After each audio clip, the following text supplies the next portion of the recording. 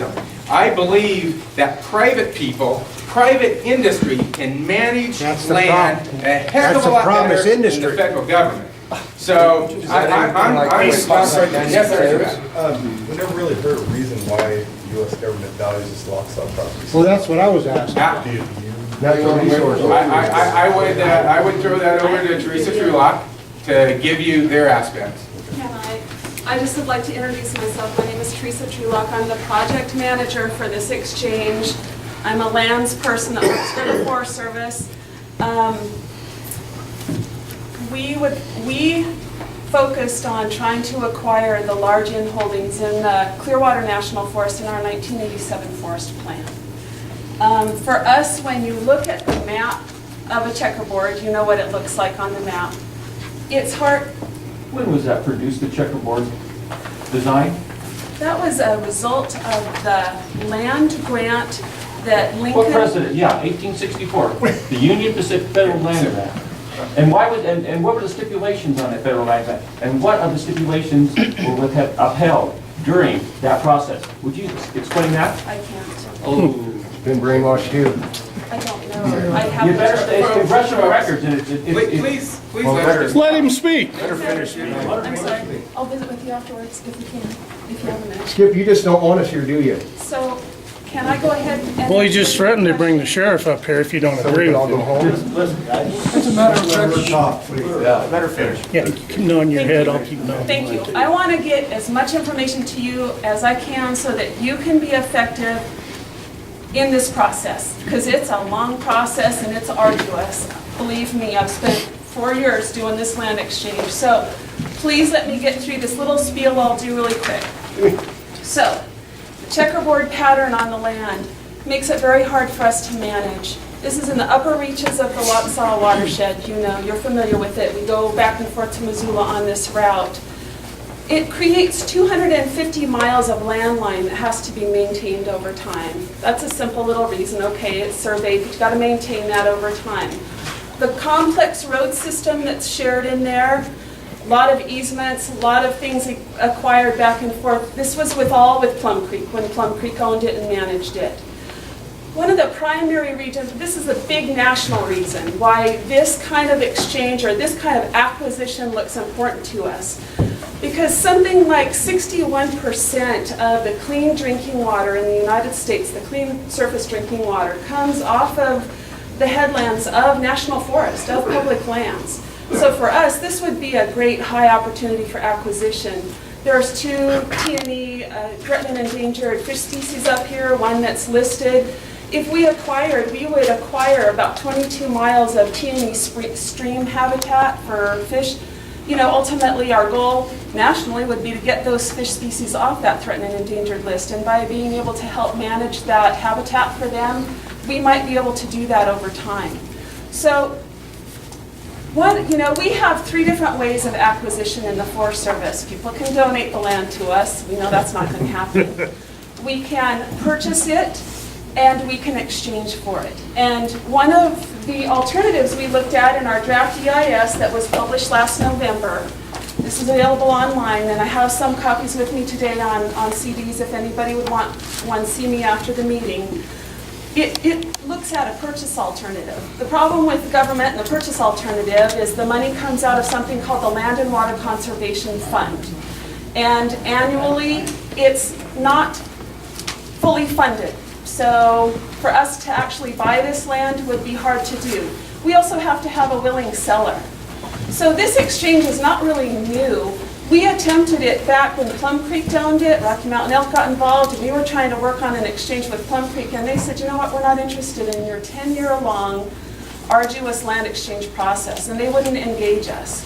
Western Pacific bought the land from Plum Creek in 2005 and then approached us for an exchange, and we were interested in pursuing that. So what we normally do when we want to try to acquire lands is we normally would look at national forest lands that are little bits and pieces that are far away from the forest boundary. And if you get this and look at the maps in here, we went up to the Idaho Panhandle National Forest up by Coeur d'Alene and asked them, do you have lands that we could use to exchange? And they coughed up a bunch of little tiny bits. Here's a 40, And, you know, these little tiny bits and pieces, these are all surrounded by private lands, little ranchettes, people's, you know, farm ground and stuff. These are the kind of things we normally look for to exchange. The problem with this proposal, as Idaho County pointed out, is an awful lot of the lands that we came up with aren't in Idaho County. They're in Benawa and Bonner and Latah and other counties. And so ultimately, our alternatives that we looked at, the 5 alternatives in here, did nothing to make Idaho County whole. And when we took comments on this from November to March, that was when we got their proposal that said, you're going to harm us with this exchange. Even if you acquire it through purchase, you're going to harm Idaho County because that's 40,000 acres that we can tax right now, make revenue off for the schools and roads, and even if you purchase it, it's going to harm us. So, you know, ultimately they said, can you do an exchange fully in Idaho County? We looked at maps, we tried to identify lands. What we're doing right now is the preliminary canvas of the people that are, I'm going to say, directly affected. All of you are affected, I agree, but these people would be somebody that maybe have a special use permit on the national forest, that have their grazing permit on the forest, that perhaps their water right starts on that forest land that we're now looking at exchanging. We've tried to get those information out to those folks so they can come back and say, hey, you're going to impact me. I need to access my land through that forest road and you need to know about that. So those are the people that we first got the notice out to. So this is going to be rewritten. Everything in here is still available for the forest supervisor to choose from. 5 alternatives, about 18,000 acres of federal land identified for exchange. We're writing a supplement to this document right now. We hope to publish that supplement later in October. And that will be advertised in the newspaper. A notice will go out to everybody on our mailing list. I have a notepad here that I'd like to capture anybody's name that would like to be added to my mailing list. I'll leave this here, or meet me afterwards, because I'll add you to our mailing list so you would get a personal notice when the next document comes out. It's called a Supplemental Draft EIS, and it's going to look at this new alternative that Idaho County has worked with us to come up with. Now, in that alternative, we're currently looking at 45,000 acres of land, new land, above and beyond this. For us and our rules, our laws, we can exchange only based on value, and it would be appraised value. So what will happen is an appraisal will be completed on the Western Pacific timberland, and a value will be found. And then we'll only be able to appraise an equal value of federal, we'll only be able to exchange an equal value of federal land. Right now, our estimates would be maybe 25,000 acres is what we would need. We're looking at 45,000 in this Idaho County alternative. We wanted to look at all of it because we'd like to get the comments from the public to help us narrow down that pool of land that we might actually end up exchanging. So, Who chose the areas that are the closest to town to be part of this? Like you said, the Fish Creek area, the Dove area. Who made this choice that we're going to put up the areas that are 5 minutes, 10 minutes from town and all the recreation and the hunting and everything down here? Who put that land in there? in that comment letter that we received in March from the county, they proposed a map, and we picked it apart and Who's said... they? The county commissioners. Which one of you? Identify which one. Wait, there's something before that, though. It wouldn't, nobody would have had proposed anything if this hadn't have been proposed first, which is the government saying, we want to do something with your land, and we've chosen to decide that we want to do this. For what reason? I haven't heard a really good reason why you, I mean, you want to keep the water, you want to keep the fish and all that, and so do we. So I don't think anybody's going to go out and pollute fish or pollute water. Why did you say, it's almost like a bribe, What's on that? because we don't have a choice. Absolutely, it always is.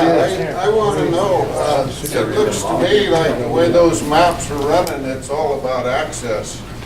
And now you tell me, can a private land company shut off access due to public liability? No. Well, how come they're doing it in other states? Yeah. Is your company, all of their lands available to the public, total access? In this Unless there's a exchange, fire issue. Unless there's a fire issue. We will check into that. Yeah. yes, please do, please do.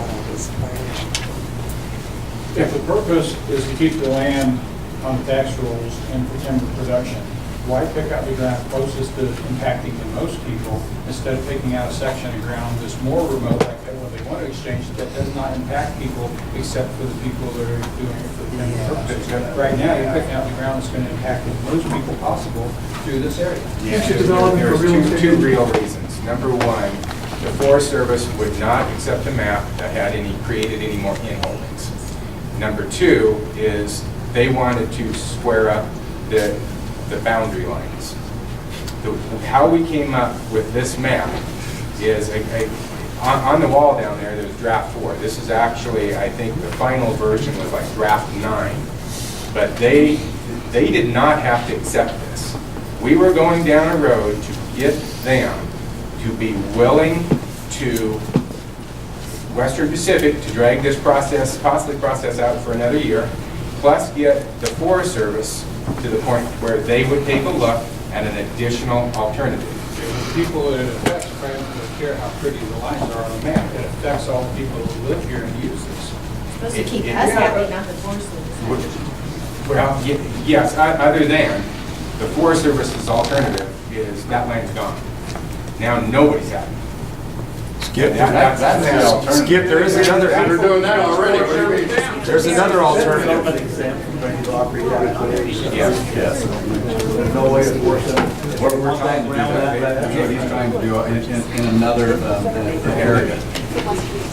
There is another thing that I'm working with Clearwater Basin Collaborative to have a market-based appeal payment that assesses those federal lands as they were private and make the federal government pay us accordingly. Wouldn't that make Or sense? What you want, get rid of it. We're doing that. We're trying to do We're trying that. to do That's what that. we should be doing. We're trying to do that. And We are overrun by government. We're trying to do that. There are so many avenues I that can this see the commission's money. I running understand all that. in. We're Believe me. trying to make it happen. But it shouldn't come at the cost of everybody here that has a real dog in the fight here. Hey, Skip, I bet Anybody if else you're here, here. you talk. Skip, Yes. tell me what statutes that the Forest Service operates under? Talk to, this is No, I want not. you to tell me. Oh, I couldn't even, I wanted to I'm not inform- a Forest Service employee. I can't even go Okay. down that road. This is an How long exchange has the of federal the Forest government Service. been incorporated? This is an exchange between the Forest Service and What statutes do Western you operate Pacific. under that you bow down to the Forest Service? Absolutely. Anybody else that hasn't had a chance I'd like to see that. Please. Yes, sir. I'm Ray Anderson, and I talked to Teresa a couple days ago, and when I was talking to her, I asked her some straight questions, and she gave me some straight answers, and I appreciate that. And the first thing I wanted to know is what is the possible intention of Western Pacific on this land? Yes. Which just happens to be the best land, public land in Idaho County. This is where we go all the time. When there's snow up high, we're on the cove. Hunt turkeys, whatever, this is the prime land, prime public land. So I asked Teresa, and she said, well, they'll probably log it, and that's okay, logging's all right, we need more logging. And then I asked her, after that, can they sell the land? And she says they can sell the land for whatever purpose they want. And to me, that includes subdividing, building cabins, splitting it all, making it private, where we won't be allowed to go on it. Right now, are any of these proposed encumbrances, is any of this guaranteed? Is it going to go through generations? Because when we lose this, our kids will lose it, our grandkids will lose it, our great-grandkids will lose it. It's gone forever. It's not gone for your term or your term. It's gone. It's done. And I'm mad. I go up there all the time. I love this place, and you guys are trying to take it from us. And we ain't going to stand up for it. Right, and your opinion. My perspective, has been said, I want to have this land turned over to either the state or private. And By private, do you mean that was- corporations or do you mean individuals? I don't differentiate. Well, you ought We're to. under corporate statutes right now. Well, I'd like to have a piece of it. Yes, sir. Okay, what's on that ground up there? Have any one of you guys been up there to look at that ground? Yeah. Has it been logged? Yes. Now, It's been logged, ain't it? Yeah. So what good is it to us? Except for upper the Lochsaw wildlife lands, and fish, which is fine. However, I'll just throw in here really quick. I spent all last fall hunting moose up there with my husband and my 2 boys, and we hunted indiscriminately across the checkerboard pattern. Wherever we were Yeah. tracking moose, we tracked. Camping, eating huckleberries and things like that. What I would like to say as a forester, that's my original training, and some days I wish I had stuck with that. It's looking good from a forestry standpoint. You know, Plum Creek, I didn't work for them, I don't know how they manage their lands, but, you know, there's trees coming back. They did select tree harvest on larch. There's some beautiful larch stands that in October are turning golden. I mean, so I know a lot of people like to say it's nuked. That's the word I hear often. But from a forestry perspective, it's looking healthy. Things are coming back. You know, there's been- logging more of our national forest? Yeah. It's such a healthy issue. But this is Western Pacific land. We're I'm just talking letting about. you burn up. We've seen your management. Then we wouldn't have our school. Hey, Brad, may I please? I'm perhaps the only minority here, right? Let me explain, let me address all of you as beloved country place in this, I'm a Chinese guy, indeed. Non-communist Chinese. Make sure you know that, right? I really respect everyone here for those that all trying to serve the people, all right? There are values out of all this we're trying to, but again, a lot of it are how we being trained and conditioned, even though with good intentions, perhaps best intention. Now, the area I want to touch is basically there are a lot of uncertainty in our lives, whether it be government from the federal standpoint or from statehood. All right. Now, a lot of us kind of tend toward bowing down to a certain entity, and I'm not telling you yes or no to do that. But here's the situation. If Brent were to pass this supposedly for the people here, and yet the people disagree with it, if I may ask Brent, where do you stand on that, Brent? I mean, the people, as though they are totally, disagree with it, can this be carried out? I'm not going to vote. In the end result, I don't say yes or no. All right. Because in the beginning, our official position today is no action. Unless you're going to take this, then here is a last-ditch default. You see, ultimately, Brad, hold on. Let me finish this. Let me finish this up. Ultimately, I'm gonna live. Ultimately, if we work together as a people, we will support Brent, and hopefully, on the other hand, Brent will work with the people here, because the federal land, when we really look at it in common sense without being trained, these are our land. So happened that it's been labeled federal land. That's right. Yeah. All right? So without the people, not even an army of million of armies come over and take over this town. I don't see it ever happen. All right? If we bunch together. That's right, we'll bunch together. All right? And all the best to all of us. I really appreciate it for the time, even a few minutes. Thank you. On that note, when you want to comment, you need to comment to Teresa Trulock at the Forest Service on what areas, whether you don't support this thing at all, or whether you think that there's certain areas that should be taken out of the exchange. All the lands that are on this alternative are not going to be exchanged. It is going to be some of, if it goes forward. In order to do it acre for acre, as Teresa said, it's going to take federal legislation. Congress has to tell the Forest Service to do this acre for acre thing.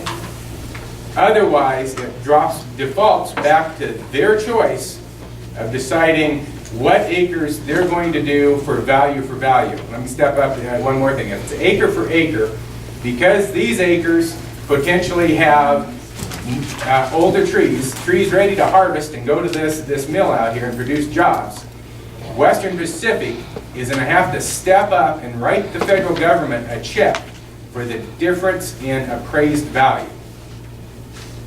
Yes, sir. I got a question for him. Okay. Why do you want this land up here? Well, we're in the timber business. Yeah, and- I mean, you've already got that Where's timber the over. log Why do gonna you go? want to get rid of that timber over there? It's already for logged this off. timber over here. Give me 2 seconds here.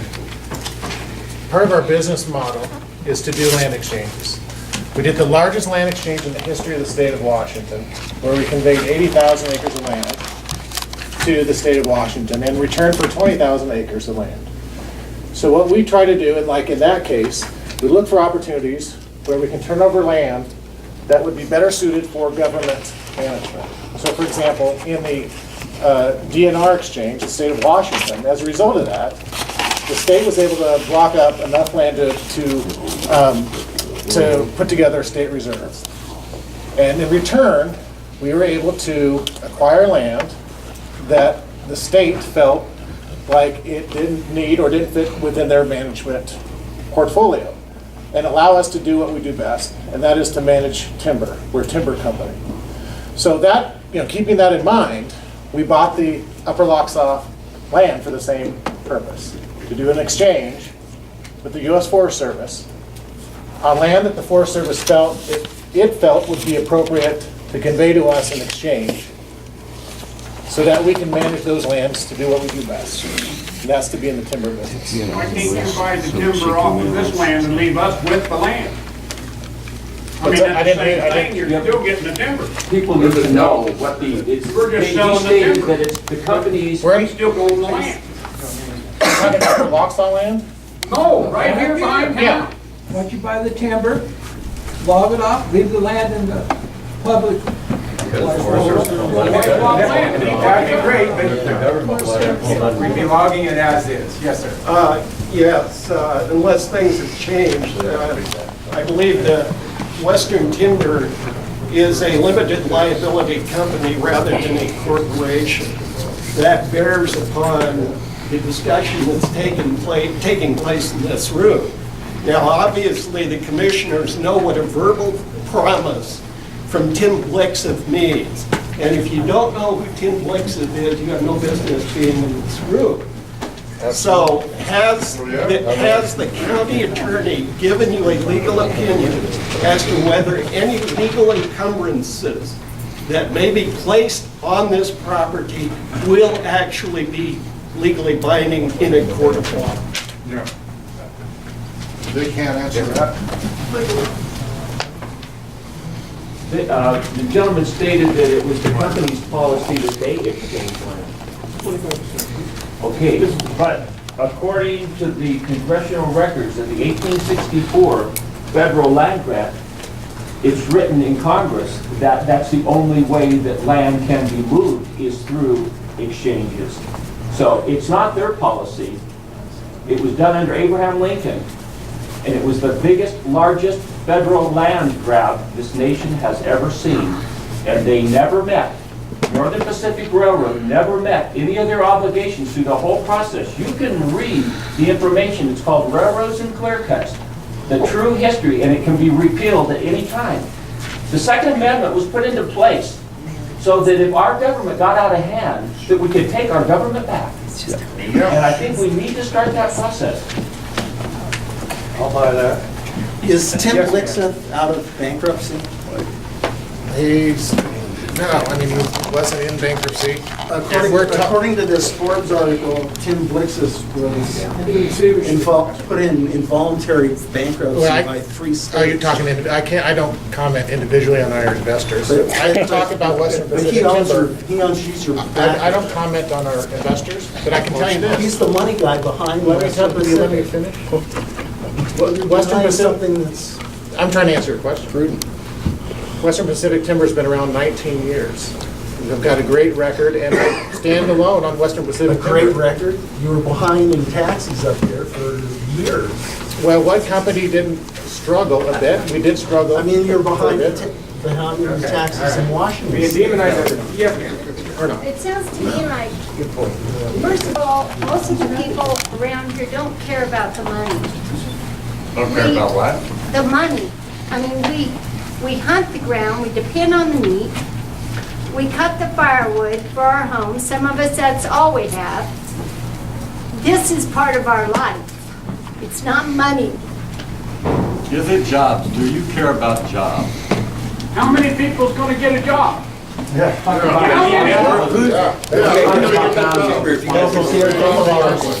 Local loggers, And where's it gonna go? local mills. We're just a timber Local company, mills, so we, like Lewiston, out of the county. IFG or whatever. Skip, I voted for you, okay? So, what do we need to do to change your mind? You said you're in favor and you would vote yes for this. What do we need to do to change your mind? It's not my mind that needs to be changed. You said it, Skip. Well, You said then what do we need to do? I am for taking all this federal land back. Okay, is it going to happen? No. Don't exchange Not unless you try. In back there, Oh, question for Drew. You said the property up here, this 40,000 acres, had to be appraised. And who does that appraisal? Is that a third-party It company is or going is to be, this the timber company? it's going to be a third-party appraisal. It's done by a gentleman out of Boise.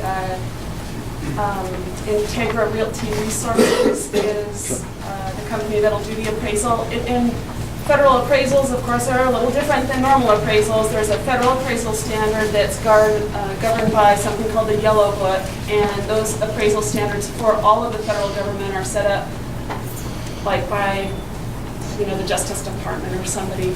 The appraisal that they do will have to meet those Yellow Book federal appraisal standards along with the appraisal standards in the state of Idaho. How will the high angle watershed that directly feeds the South Fork be protected? Western Pacific will have to manage their lands, like Plum Creek, Potlatch, others, per the State of Idaho Forest Practices Act and the Idaho State Best Management Practices. So in our document, when you look at this, what we're looking at is how we would manage the land per federal regulations and rules, and then how they would have to manage the lands per state of Idaho regulations. And in some instances, they're the same, because we have to meet the state of Idaho Forest Practices Act when we manage our lands. In relation to a spawning river such as the South Fork, we can't log next to a high angle land where we have eggs being laid. State of Idaho has, in their Idaho Forest Practices Act, they have rules on how you can, harvest close to streams. I don't know them off the top of my head, but they are different than ours. Ours are currently under, we call them in-fish, pack-fish buffers, and those were put in place, I think, in the early 90s. Yes? Sorry. This gentleman over here said that the deal in Washington, or other deals, I guess, the Forest Service walks out land that people don't really feel is important or disposable. Do you get the feeling that anybody here views this land as disposable? That's kind of why I was trying to show you at the beginning what we would look for to exchange. Normally, we look for things that are isolated, small, fragmented. There's a little 40 right here up on the Police Ranger District, little 40-acre parcel. It's surrounded by Plum Creek. We're not truly effectively managing that 40 acres out there. Those are the kinds of things that we would normally aim for. The interesting thing when you move into Idaho County and look at the forest map in Idaho County, I have it back in my bag, it's almost already blocked up. There's very little bit, there's no little bits like this hanging out except some on the fringe, on the edge. And to come up with this amount of acreage we think we need, it doesn't fit that bill. Is there I have a plans to question. make that wilderness area? That's a question.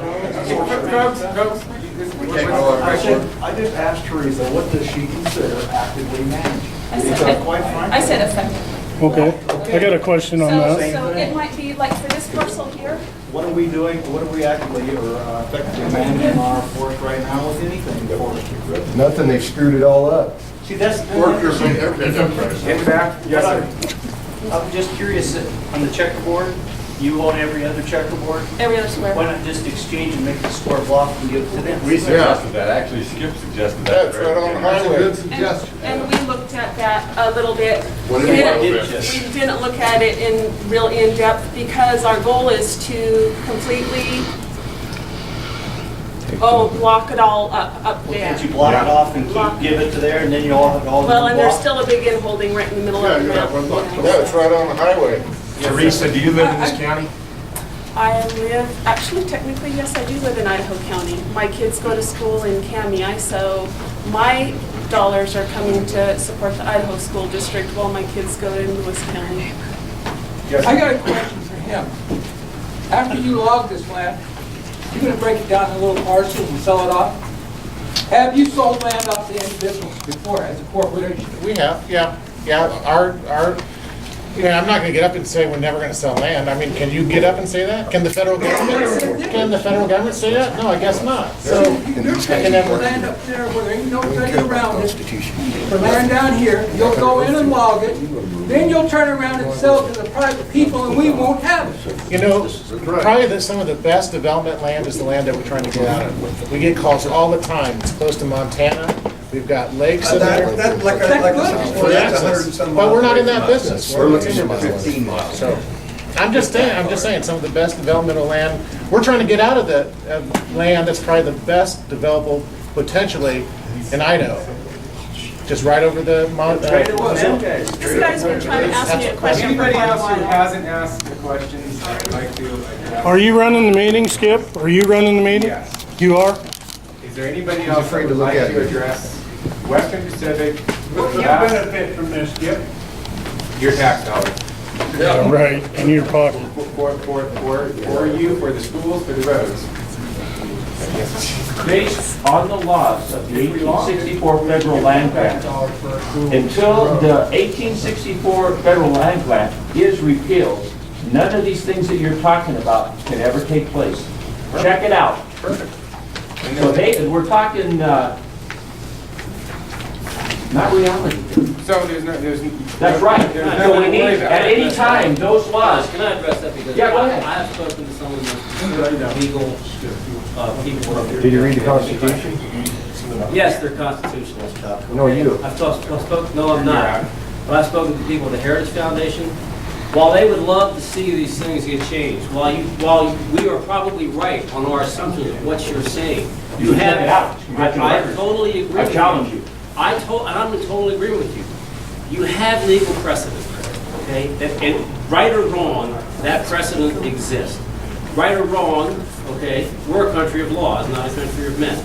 Those precedents, Corporate statutes is what we're operating on. those precedents right now are what rule us, okay? Was law made from the bench? Sure.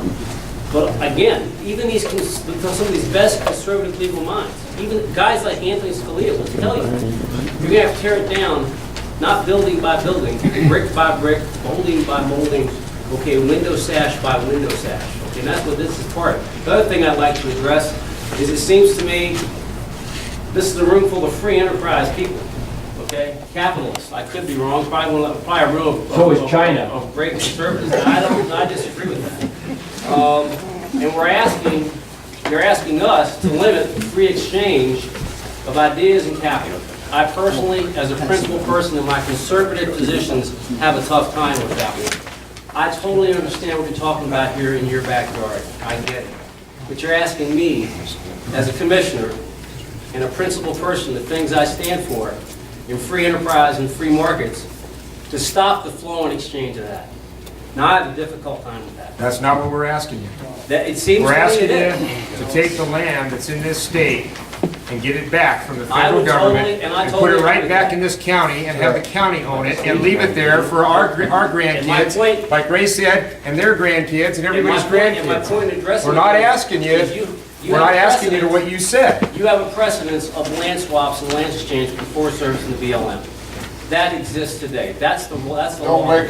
Do you ever believe in standing for anything and changing something, or do we just keep I following totally- along and following along like Obama wants us to? Follow along. I don't see Come this, on, I see stand this up. being in private, I see it being Finally in private stand up hands and do better than- something. I see it being in private hands. You gotta have a than the backbone. Forest Service. I also see that if nothing happens, leave it where it is. I have no problem with that. We're not doing what you said. We just want the land right in the county. That's why I have what I have up there, because the forest is a place I go, I mean, I don't want it. Okay, I got a question. You know, what if the Forest Service was able to get this all through a legal battle, and they were able to go up there and log it the same way Western Pacific's going to log it? Is that going to That's what should be done. At least you stood up for something. You can't sell it off. Okay.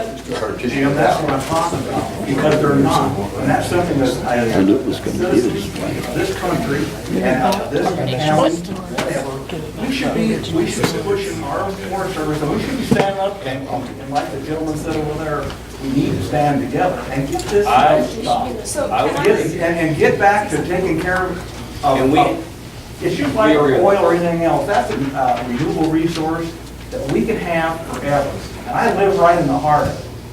And quite frankly, I don't want to see the roads blocked and all sold down. We have one of the best trail systems, snowmobile, groomed trails go right past my cabin door. And I won't even be able to get to it before it's done, because somewhere down the line, when this gentleman sells his property, and the next guy buys from him, all these covenants and all these regulations will dissipate. And then the guy said, well, I'm going to say, well, I'm here 50 years.